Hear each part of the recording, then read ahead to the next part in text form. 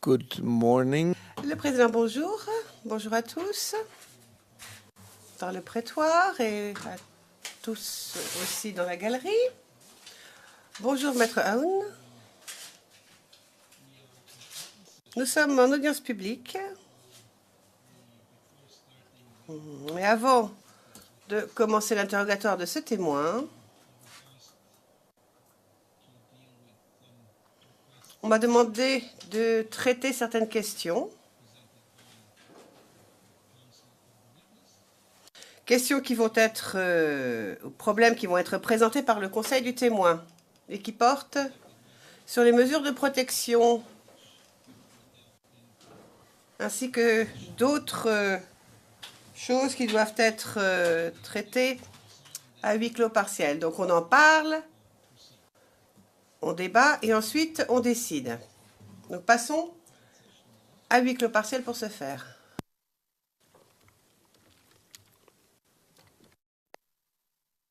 Audience publique. Je tiens donc à dire à tous que nous avons traité d'une question administrative portant sur les mesures de protection, qui finalement s'est avérée beaucoup plus simple que prévu. Nous allons maintenant pouvoir commencer l'interrogatoire de ce témoin. Mais avant cela, monsieur le témoin, nous avons quelques questions préliminaires à traiter. Tout d'abord, nous devons savoir qui vous êtes. Your full name, date, place of birth. Pouvez-vous nous donner votre nom complet, votre lieu et date de naissance et votre métier?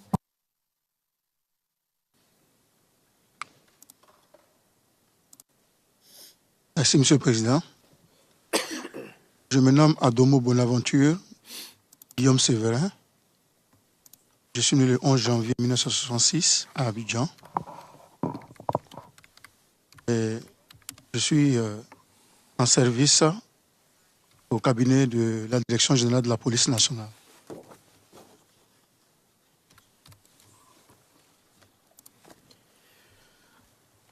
So this is your current occupation. Donc il s'agit de votre profession actuelle. C'est exact. Question. Quelle est votre nationalité? Êtes-vous de nationalité ivoirienne? Oui, Monsieur le Président, je suis de nationalité ivoirienne. So Question. Alors, nous allons donc tous vous appeler Monsieur le témoin. Nous ne prononcerons jamais votre nom. C'est comme ça. C'est ainsi que nous travaillons. Alors, en ce qui concerne le problème soulevé par votre conseil, voici ce que je tiens à vous dire. Comme vous l'avez vu, on vous a commis d'office un avocat, Maître Aoun, qui vous donnera tous les conseils juridiques nécessaires concernant l'auto-incrimination. Le procureur nous a dit que les garanties de la règle 74 étaient justifiées en ce qui vous concerne. C'est pour cela que nous avons Maître Aoun à vos côtés.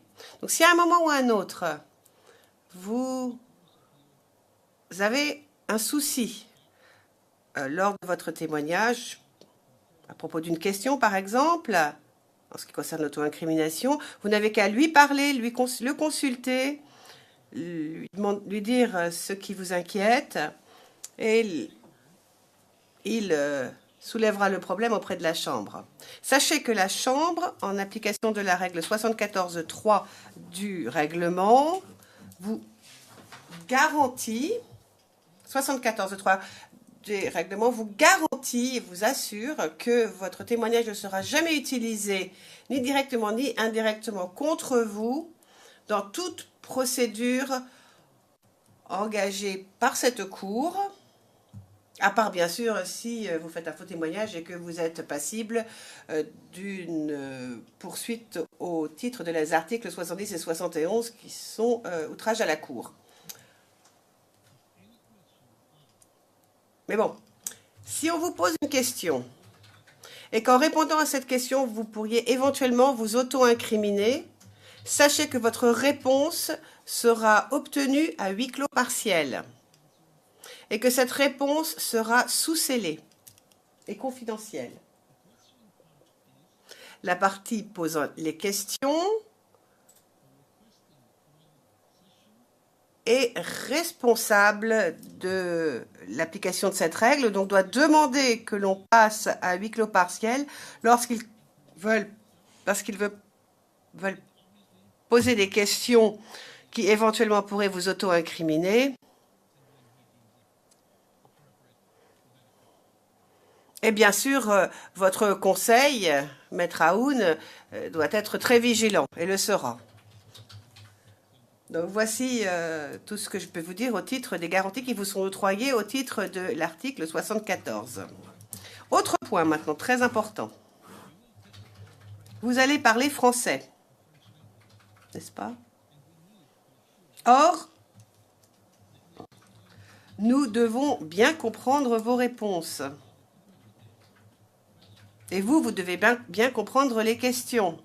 C'est pour cela que nous devons passer par le truchement d'interprète. Il faut donc que vous parliez lentement et surtout clairement, comme moi. Dans le micro, mais ce qui est essentiel, c'est de donner du temps aux interprètes pour interpréter la totalité de votre réponse. Donc, lorsqu'on vous pose une question, avant de répondre, ménagez une pause. Et la partie appelante qui pose les questions doit aussi ménager une pause entre la fin de la réponse et le début de la question. Vous comprenez cela? Cela permet aux interprètes de faire leur travail. Vous comprenez? Oui, Monsieur le Président. So if I Par exemple,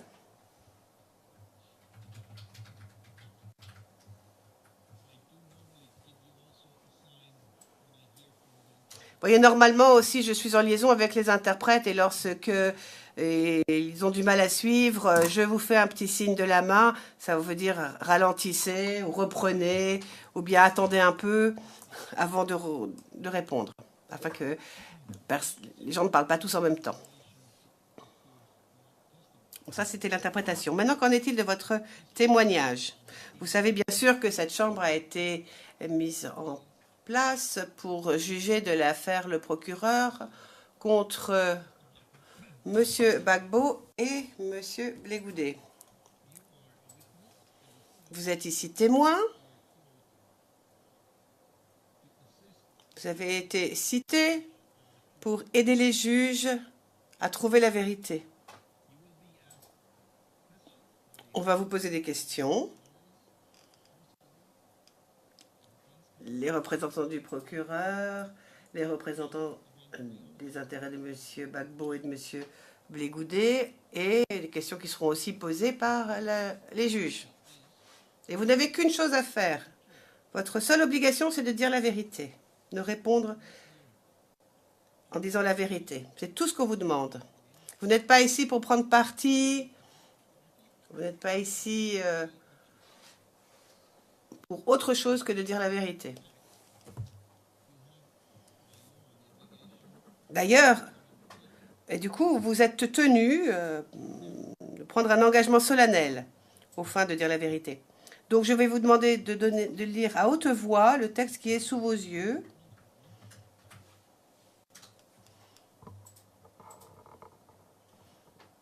Allez-y. Engagement solennel. Je déclare solennellement que je dirai la vérité, toute la vérité, rien que la vérité. thank you very much. Merci beaucoup.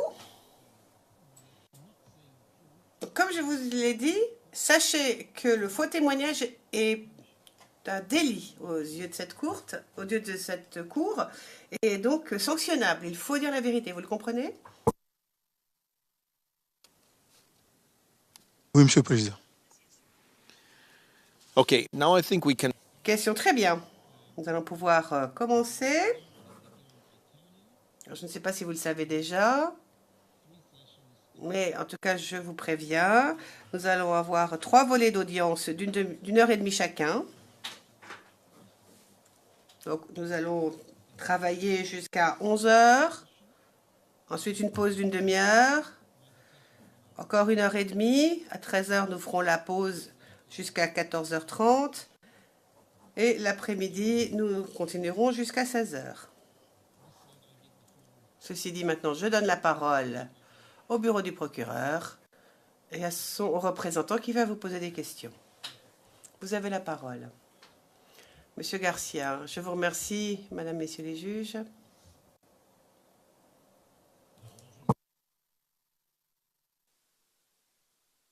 Bonjour, Maître. Alors, vous me connaissez déjà, on a eu l'occasion de se rencontrer brièvement. Je m'appelle Lucio Garcia et je suis le procureur qui va vous poser des questions pour l'accusation aujourd'hui.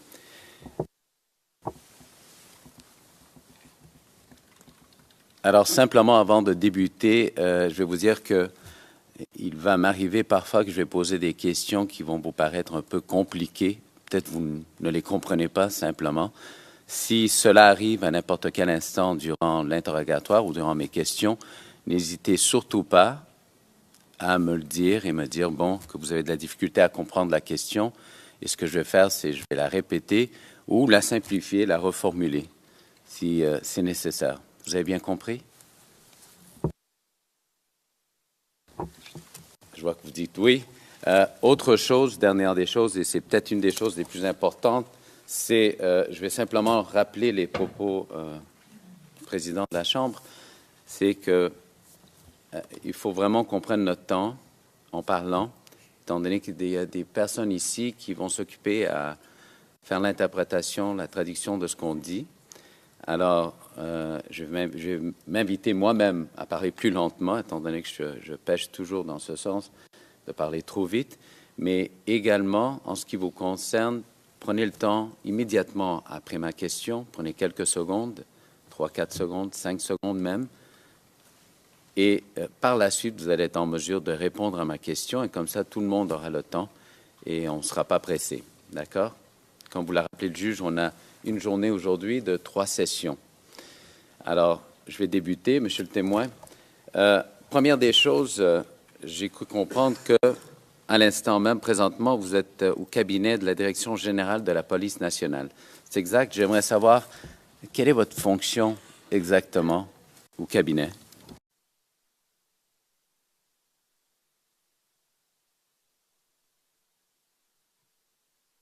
Merci, Maître.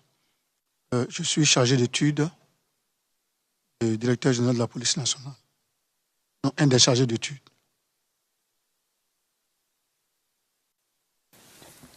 Et vous êtes à ce poste depuis combien de temps?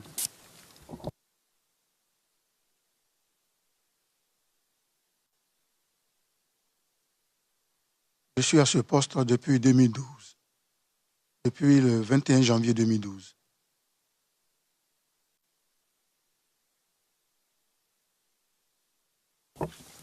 Pourriez-vous nous dire, Monsieur le témoin, avant d'occuper ce poste, vous étiez où? Quelle était votre fonction?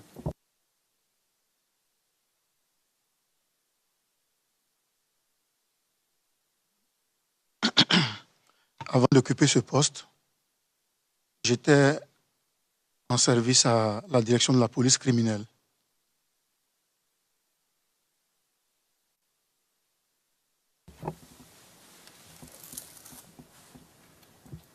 Et quelle était votre fonction?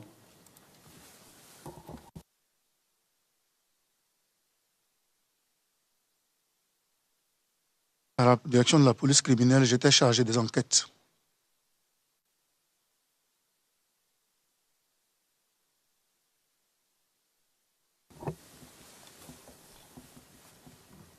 Simplement pour que ce soit clair, est-ce qu'il s'agit d'enquêtes sur des policiers ou sur des contrevenants?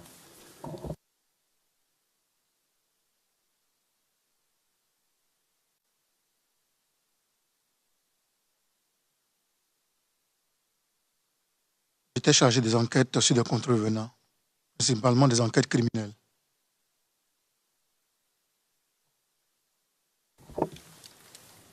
D'accord. Avant d'occuper ce poste-là, vous faisiez quoi? Quel était votre poste?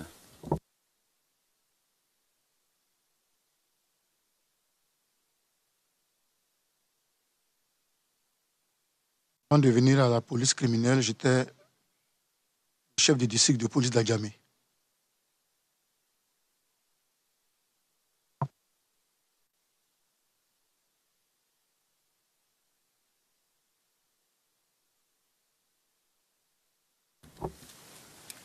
Pourriez-vous nous dire combien de temps approximativement vous avez occupé ce poste de chef de district de police d'Adjamé?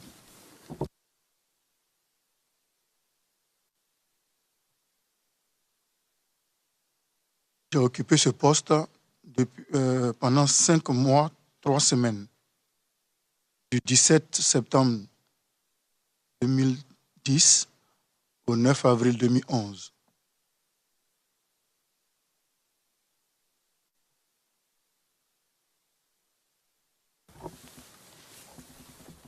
Alors, je vais revenir dans quelques instants pour vous poser plus de questions sur vos fonctions en tant que chef du district d'Adjamé, mais juste avant, je vais simplement qu'on y aille brièvement sur votre parcours que vous avez fait juste avant de devenir chef du district. Vous avez intégré la police en quelle année? 2016.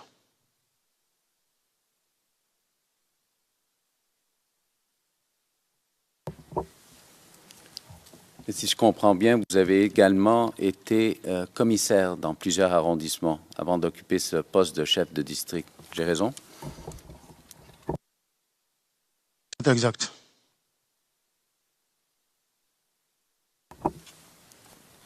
Alors, vous avez été commissaire dans quels arrondissements exactement? 20e arrondissement, Jean. Au 3e arrondissement, le Daloa, commissariat de Bondoukou,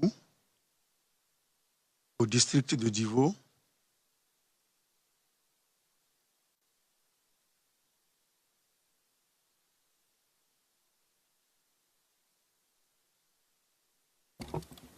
Oui, continuez. au district de Yamsokro, et c'est de là que je suis venu au district d'Adjamé.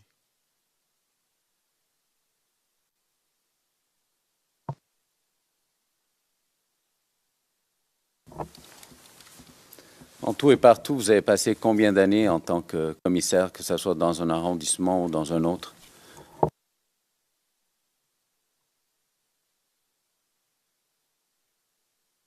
Je ne comprends pas bien la question.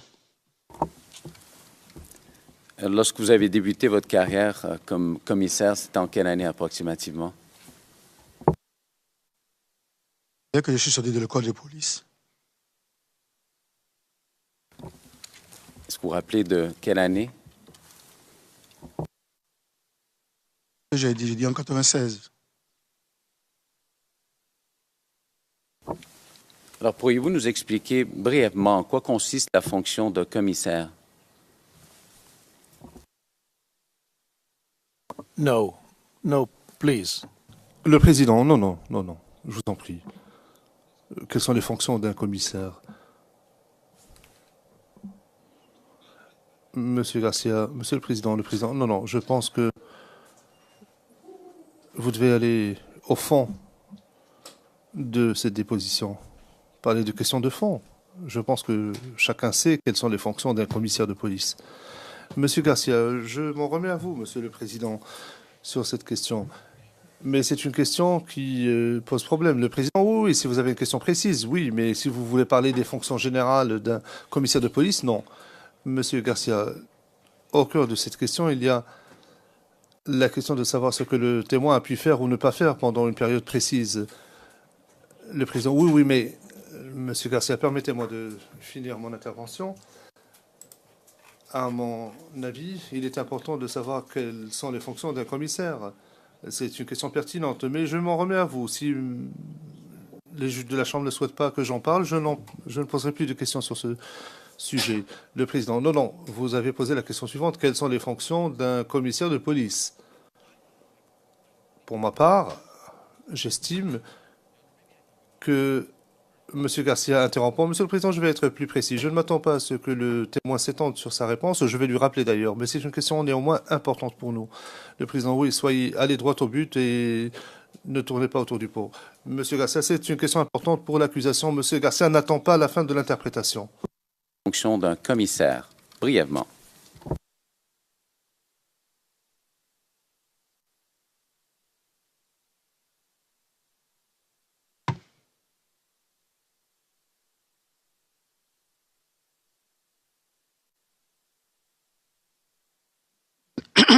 Pardon.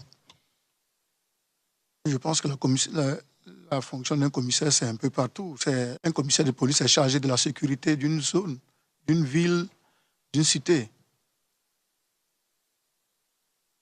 Alors, si je comprends bien, c'est le maintien de l'ordre. C'est exact?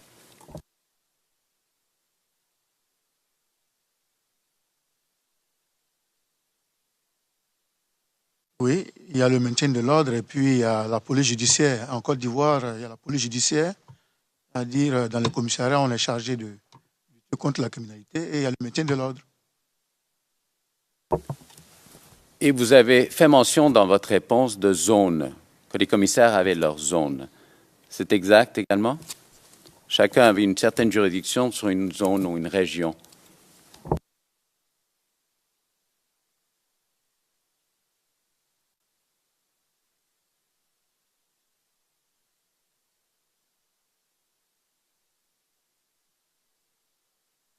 Oui, quand je parle de zone, je parle de ville. D'une ville. D'accord, merci pour cette précision, Monsieur le témoin. Alors, revenons-en à votre fonction. En 2010, si je comprends bien, vous étiez chef du district d'Adjamé. C'est le district, est-ce qu'il porte un numéro en particulier?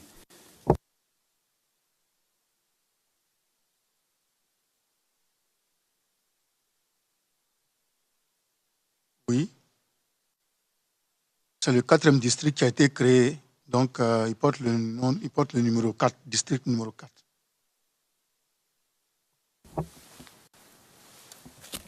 Et à cette époque, je ne sais pas si c'est le cas encore, mais moi, ce qui m'intéresse plutôt, et la Chambre également, c'est à cette époque, il y avait combien de districts de police à Abidjan?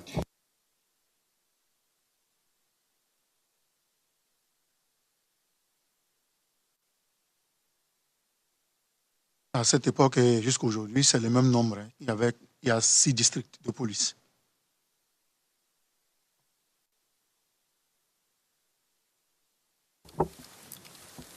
Pouvez-vous nous dire c'était lesquels à l'époque? Je comprends que le vôtre, c'était celui d'Adjamé, les 5 autres. C'était lesquels, si vous êtes en mesure de nous le dire, évidemment.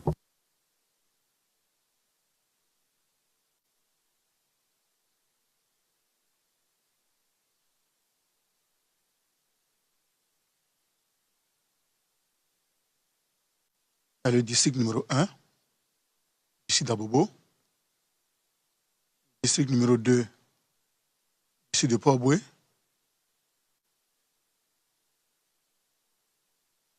Le district numéro 3, ici de Yopougon. District numéro 4, ici de Lagamé. District numéro 5, district de Cocody. Et le district numéro 6, district de Makori.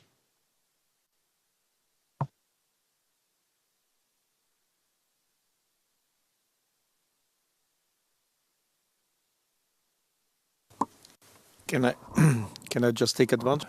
Le Président, permettez-moi de saisir l'occasion pour faire corriger une erreur qui apparaît dans la transcription. À la ligne Je parle bien de la version anglaise de la transcription, à la ligne 10. Enfin non, page 10, ligne 24. Il est écrit jusqu'au 9 mars 2011, alors qu'en français, il s'agit du mois d'avril, du 9 avril 2011. 9 avril 2011. Voilà, je voulais que cette erreur soit corrigée. Il s'agit du 9 avril 2011. Monsieur Garcia, Monsieur le Président, je pense que le témoin a dit mars, mais je peux demander au témoin de préciser cela. Le Président, bien. Ça clair au dossier. Vous avez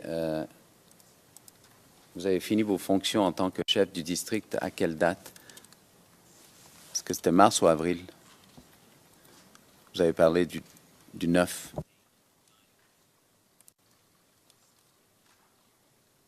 J'ai cessé mes fonctions au district de Djamé le 9 mars 2011. Thank you, Mr. So President. that means that the French is wrong. Le Président, donc c'est la transcription française qui s'est trompée. Merci.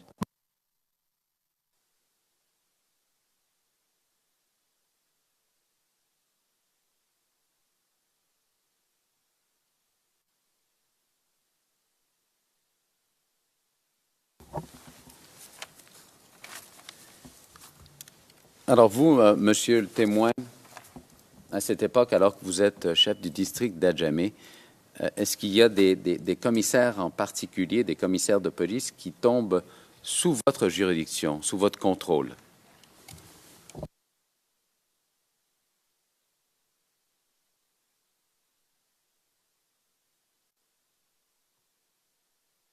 Merci, maître. Oui, il y avait 7 commissaires et un chef de poste qui tombait sous ma juridiction.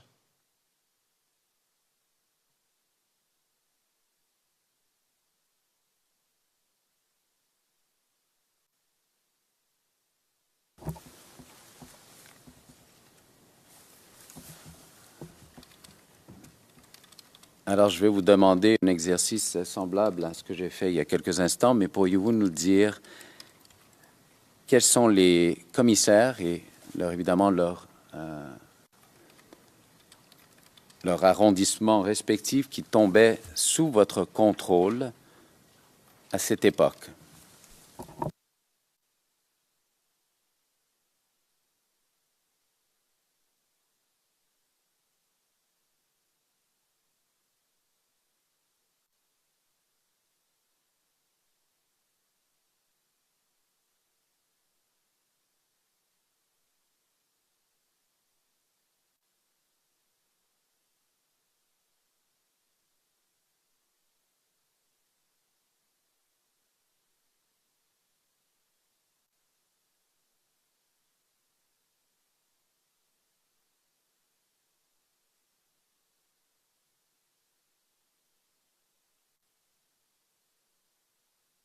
Maître, je voudrais savoir si, quand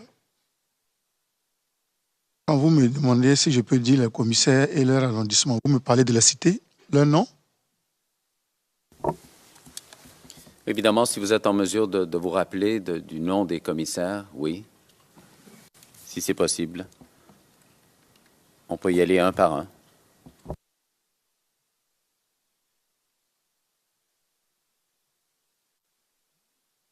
Merci, maître, mais je ne souhaiterais pas citer le nom des commissaires ici.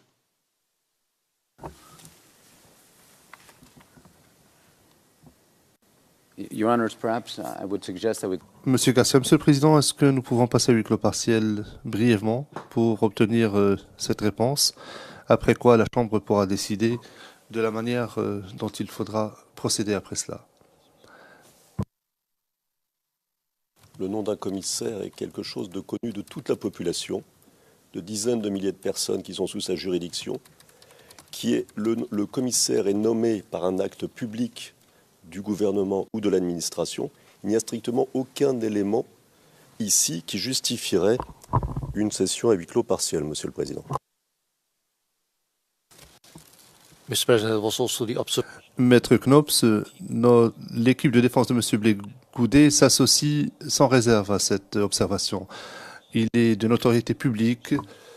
Le commissaire est connu de tous et tout cela est connu du public. Le président, c'est l'avis également des juges de cette Chambre.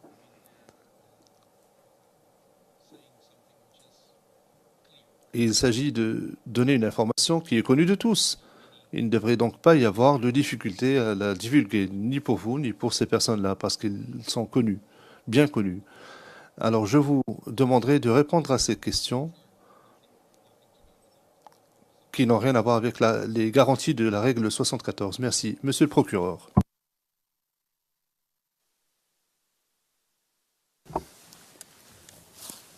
Alors, monsieur le témoin, on va simplifier les choses dans un premier temps.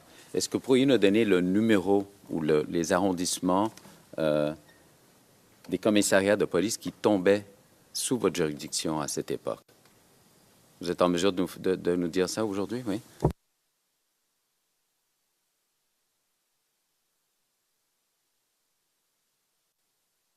Merci, maître. J'avais sous ma responsabilité, comme je l'ai dit, 7 commissariats et un poste de police.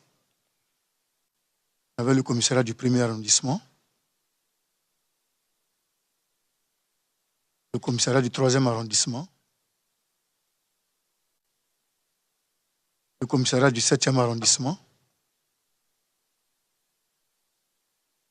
le commissariat du 11e arrondissement, le commissariat du 27e arrondissement et le commissariat du 28e arrondissement. Plus un poste de police qui était le poste de police de la Carina.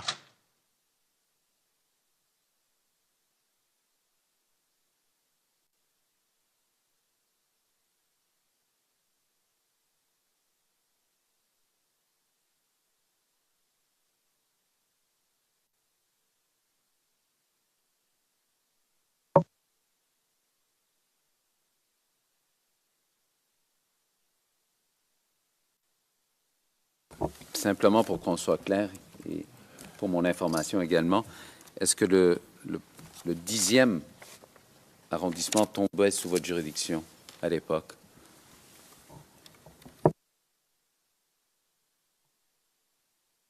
C'est exact.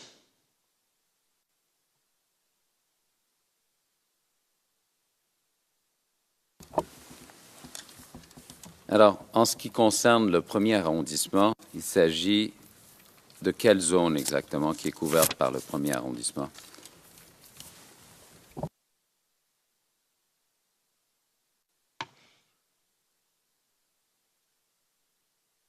Le 1er arrondissement couvrait le plateau, qui est le quartier d'affaires d'Abidjan. Et je vais évidemment vous poser les mêmes questions pour les autres arrondissements. Le 3e arrondissement.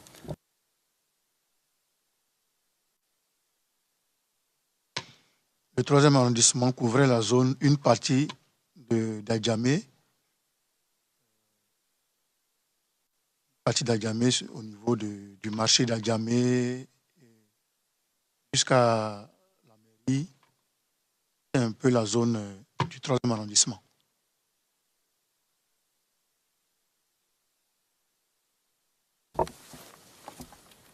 Et qui était le commissaire en fonction au 3e arrondissement?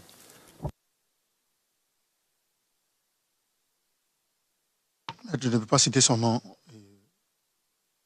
ici. Yes. Le président, oui, vous pouvez le dire.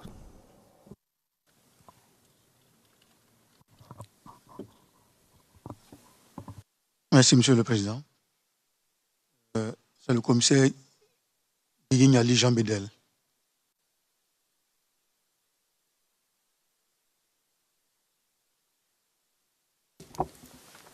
Alors, il s'agit de Jean Bédel, B-E-D-E-L, Ignali, I-G-N-A-L-I. C'est exact?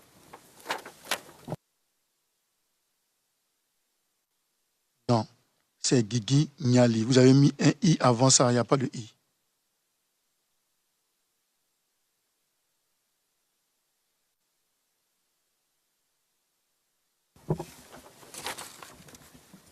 Alors, si je comprends bien, c'est G-N-A-L-Y. C'est ça? G-N-A-L-I. Merci, Monsieur le témoin. Alors, passons au 7e arrondissement. C'est quelle zone qui était couverte par le 7e? Excuse me. Le président, excusez-moi, est-ce qu'il ne serait pas plus facile d'avoir une carte où apparaissent tous ces arrondissements avec les frontières et les limites et tout? Monsieur Garcia, je ne pense pas que nous disposions d'une telle carte au dossier. Nous avons une carte qui peut indiquer l'emplacement, mais pas forcément les limites des arrondissements. Je n'ai pas l'intention de m'étendre sur le sujet des arrondissements, mais pour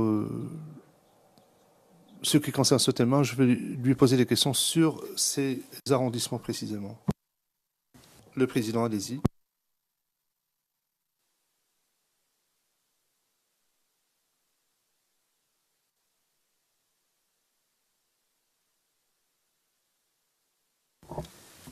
Alors, le 7e arrondissement, Monsieur le témoin, quelle zone qui était couverte?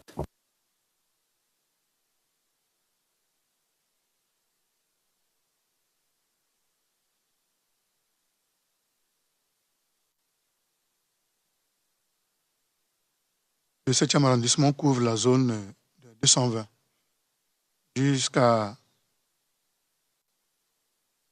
monument des martyrs.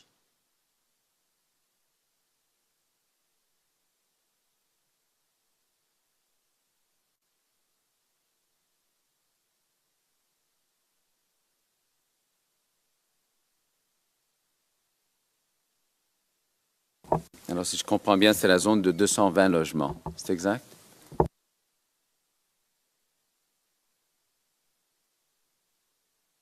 Exact.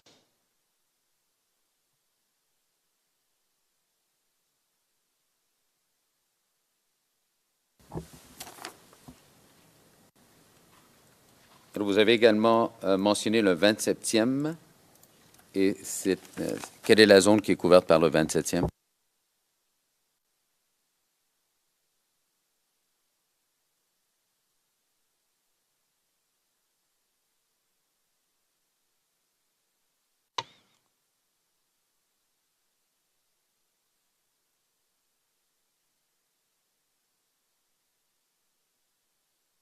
Le 27e couvre principalement un quartier d'Agamé qu'on appelle Bracodi.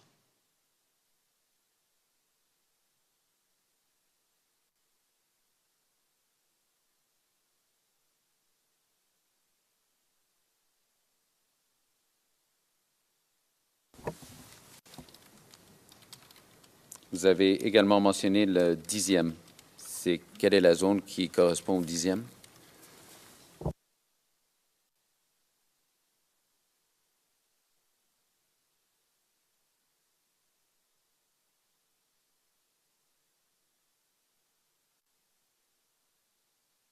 Le 10e couvre la zone appelée Atekoubé.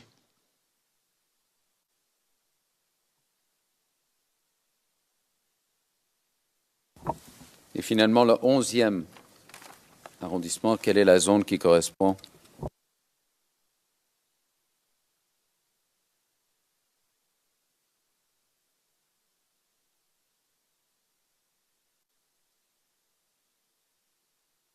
C'est la zone de Williamsville.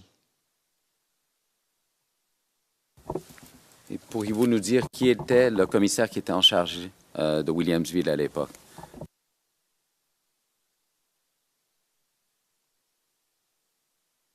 Le commissaire qui avait en charge le 11e arrondissement Williamsville, c'est le commissaire Osou Léopold.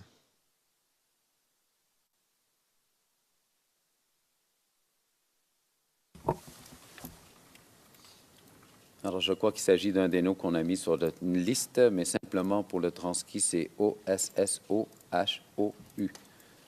Osou.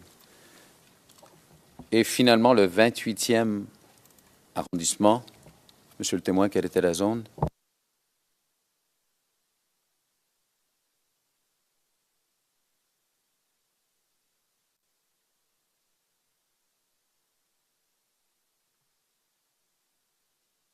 Le 28e couvre la zone de Moussikro.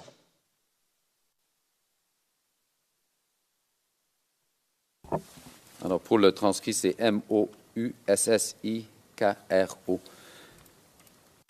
En tout, monsieur le témoin, il y avait combien de commissariats à l'époque?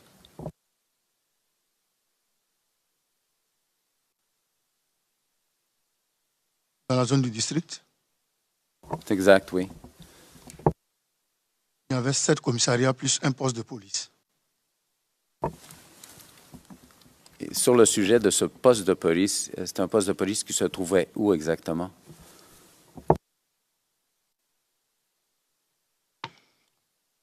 Le poste de police est situé sur le boulevard Lagunaire en face d'une société de réparation de bateaux qu'on appelle la Carina.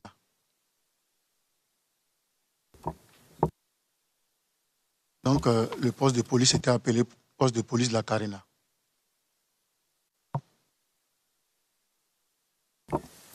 Et vous, à l'époque, physiquement, vous vous trouviez où?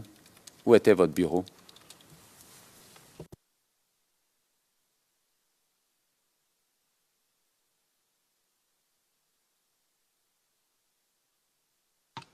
Mon bureau était situé au district de police. Le site était situé en face du journal Fraternité Matin, au 220, vers l'échangeur.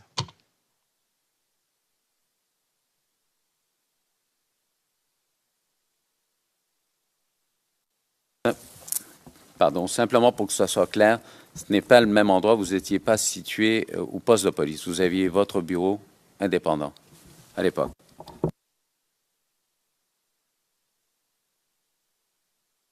Exact. Alors, merci, monsieur le témoin, pour ces précisions. Alors, je viens juste de couvrir avec vous les personnes qui répondaient, qui vous répondaient à vous, qui répondaient à vous. J'aimerais maintenant passer aux personnes à lesquelles vous répondiez. Est-ce qu'il y avait une personne, est-ce qu'il y avait un préfet de police?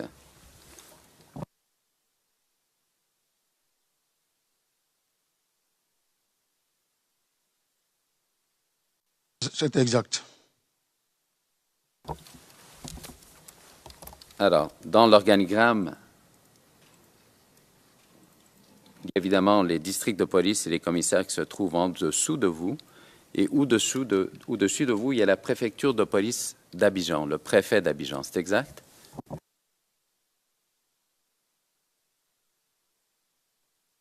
Exact.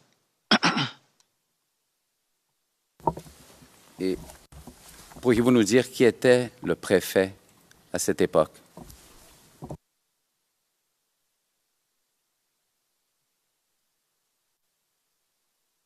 Quand j'étais chef de district de police d'Abdjamé, le préfet s'appelait Djenaïm Bitra Benoît.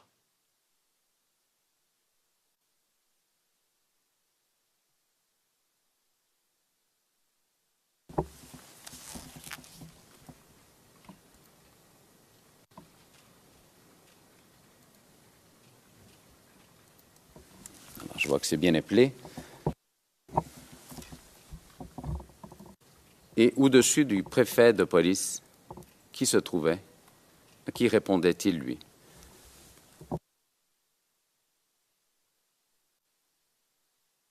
Le préfet de police répondait du directeur adjoint chargé de la sécurité publique.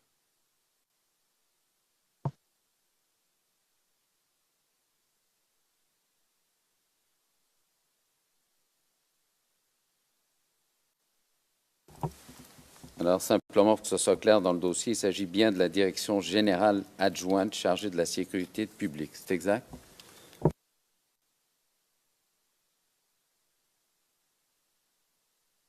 C'est exact.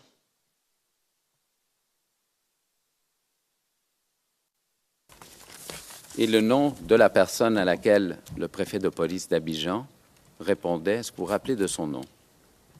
de son grade.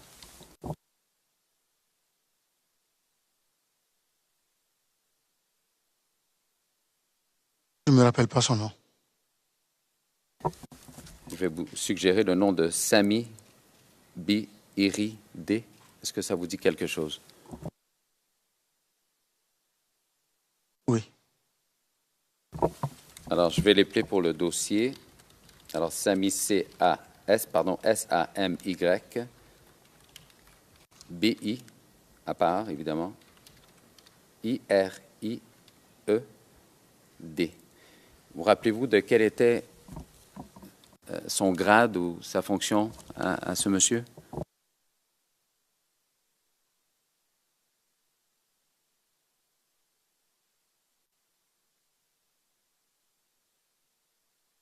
À l'époque, je crois qu'il devait être commissaire divisionnaire.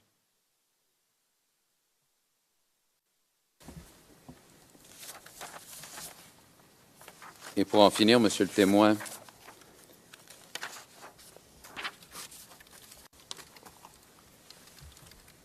ce monsieur Sami B. Iri, il répondait à qui?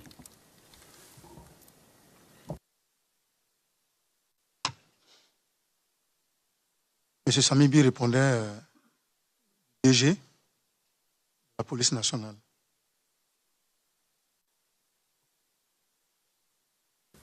Pourriez-vous nous donner son nom, s'il vous plaît? À l'époque, le DG s'appelait Redoumbia.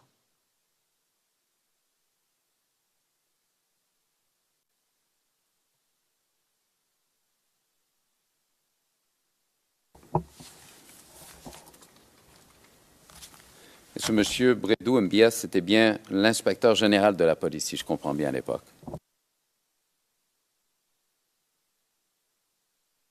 C'est exact. Alors, j'ai quelques questions par rapport à votre fonction en particulier. Lorsque vous étiez chef du district, en quoi consistaient vos fonctions, brièvement? Qu'est-ce que vous faisiez?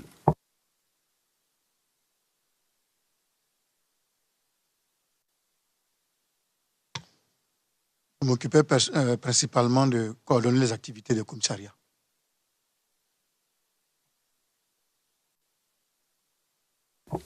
Aviez-vous d'autres fonctions, mis à part celle-là? Je faisais aussi le maintien de l'ordre.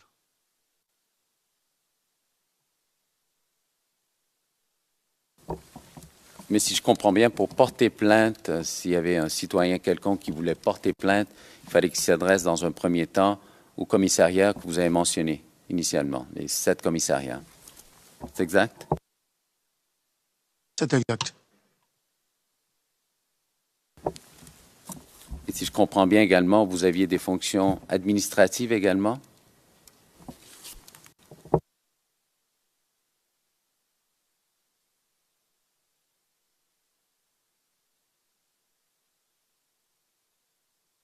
Oui, la fonction administrative principale, c'était la gestion administrative des commissariats qui étaient sous la responsabilité du district.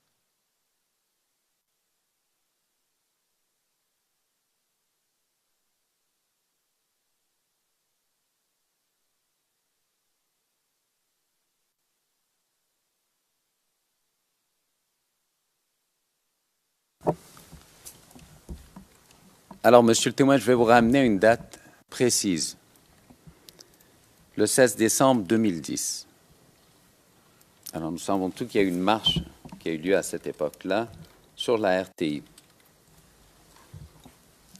Vous vous rappelez des événements?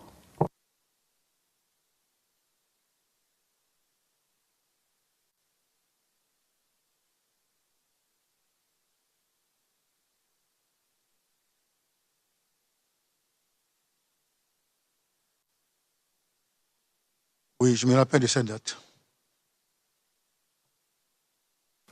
Alors, simplement, monsieur le témoin, pour bien vous guider, il va y avoir plusieurs questions de ma part qui vont être très simples, sur des questions très générales, de l'information générale.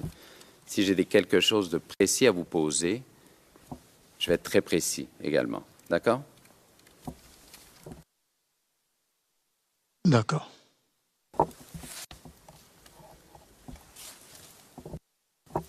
Alors, si je comprends bien, vous étiez chef du district d'Adjamé à cette époque, le 16 décembre 2010. Est-ce que vos fonctions, celles que vous venez juste de nous décrire, étaient différentes à cette époque? Est-ce que vous aviez d'autres fonctions? Ou est-ce que c'est sensiblement les mêmes?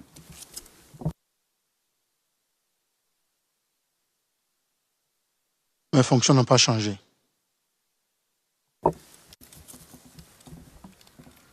Et brièvement, quelle était la situation à Adjamé à cette époque, mois de décembre 2010,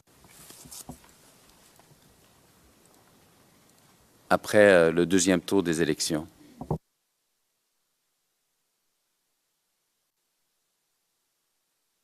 You mean the situation in terms of Le président, vous parlez de la situation en termes d'ordre public, je suppose.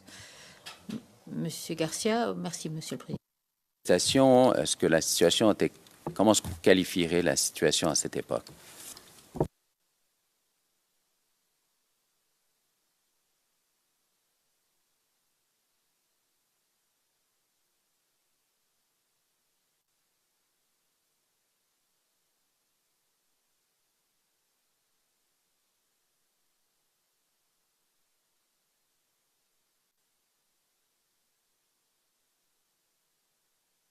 À cette époque, la situation était généralement calme, mais il y avait quand même des petits mouvements. Un peu d'ordre public qui était perturbé.